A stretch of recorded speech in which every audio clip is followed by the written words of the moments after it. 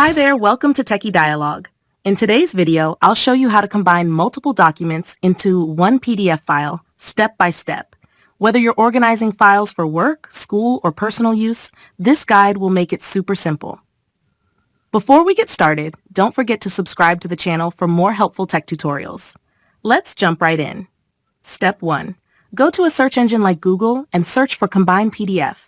I'll be using the site combinepdf.com, which allows you to upload up to 20 PDF files, really handy for larger projects. Now, click on the Upload Files button. This will open your File Explorer.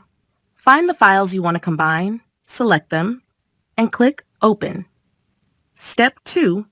Once your files are uploaded, you'll see them listed on the site. Make sure they're in the correct order. If you need to adjust the order, simply hover your cursor over a file and you'll see a cursor with 4 arrows.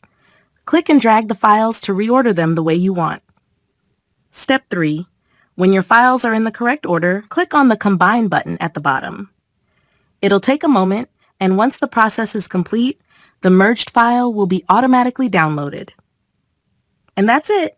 Thank you so much for watching, and I'll see you in the next video.